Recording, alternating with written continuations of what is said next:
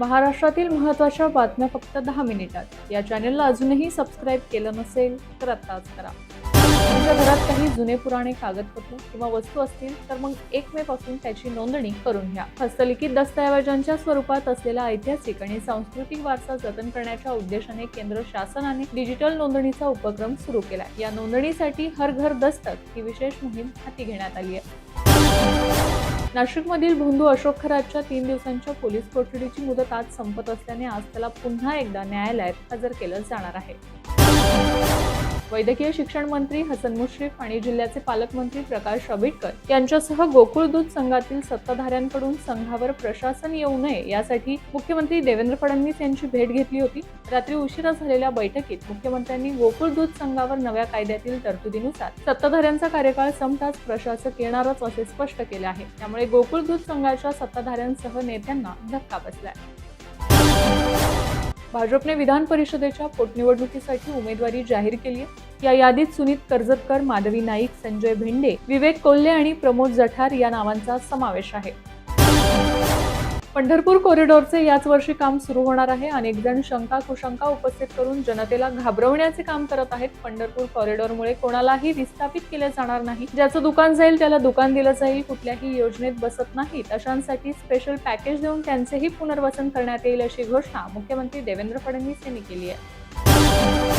राज्यातील खासदार आमदारांना शासकीय कार्यालयांमध्ये सन्मानपूर्ण वागणूक मिळावी यासाठी राज्य सरकारने 5 महिन्यांपूर्वी सर्व अधिकारी व कर्मचाऱ्यांना सूचना दिल्या होत्या। तसा निर्णय देखील जारी केला होता।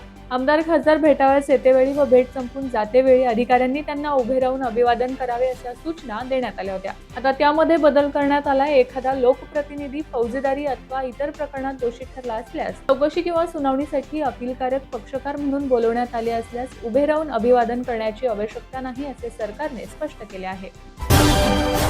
कुठल्याही परिस्थितीत पारदर्शी प्रामाणिक कारभार झाला पाहिजे। कुठल्याही प्रकारचा भ्रष्टाचार आम्ही खपून घेणार नाही। एखाद्याला पदावरून काढावं लागलं किंवा एखादं पद हातातून गेलं तरी चालेल। लोकांनी पारदर्शी कामासाठी तुम्हाला निवडून दिले। तुमच्या प्रत्येक गोष्टी देवाभाऊ तुमच्या पाठीशी उभा राहील, पण चुकलात तर चुकीला माफी नाही हे लक्षात ठेवा असा इशारा मुख्यमंत्री देवेंद्र फडणवीस यांनी नवनिर्वाचित लोकप्रतिनिधींना दिला आहे।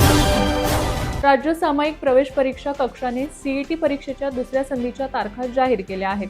आता ही परीक्षा 9 ते 21 मे या दरम्यान होणार आहे। यामुळे सीईटी परीक्षा देणाऱ्या विद्यार्थ्यांसाठी ही महत्त्वाची बातमी आहे। राज्यात उकाड्याने अंगाची लाही होत असताना दिलासा देणारी माहिती समोर आली आहे। हवामान विभागाच्या अंदाजानुसार गेले काही दिवस उन्हाच्या चटक्यामुळे होरपळणाऱ्या विदर्भात पूर्व मोसमी पाऊस पडणार असल्याची शक्यता वर्तवण्यात आली आहे। तसा येलो अलर्ट देखील जारी करण्यात आलाय। त्यामुळे जिल्ह्यातील नागरिकांची उकाड्यापासून सुटका तर होणारच आहे, मात्र काही ठिकाणी उकाडा कायम राहणार असून मुंबई, ठाणेसह अनेक शहरांमध्ये तापमानाचा पारा 40शी पार असणार आहे। त्यामुळे नागरिकांना सतर्क राहण्याचे आवाहन करण्यात आले आहे। रिक्षा चालकांसाठी मराठी सक्तीचा निर्णय जारी करत मुजोर परप्रांतीय रिक्षा चालकांना परिवहन विभागानं कारवाईचा इशारा दिला। मात्र आता याच निर्णयात एक नवा कोड निर्माण झाला। 1 मे पासून मराठी सक्ती असेल, मात्र रिक्षा चालकांवर कारवाई होणार नाही। महाराष्ट्र दिनापासून ते 15 ऑगस्ट पर्यंत मराठीच्या ज्ञानाबाबत विशेष पडताळणी मोहीम राबवण्यात येणार आहे। राज्यात व्यवसाय करायचा असेल तर मराठी भाषा येणे आवश्यक आहे असा इशारा सरनाईक यांनी दिला आहे। ओला, उबर, रॅपिडो या ॲग्रिगेटर कंपन्यांनी केवळ सरकार मान्य दराने भाडे आकारण्याचा आदेश प्रादेशिक परिवहन प्राधिकरणाकडून देण्यात आला आहे। ओला, उबर, रॅपिडो या ॲग्रिगेटर कंपन्यांकडून मनमानी पद्धतीने भाडे आकारण्यात येत होते। त्यामुळे रिक्षा चालकांचे नुकसान होत असल्याचा आरोप विविध रिक्षा संघटनांच्या वतीने करण्यात येत होता।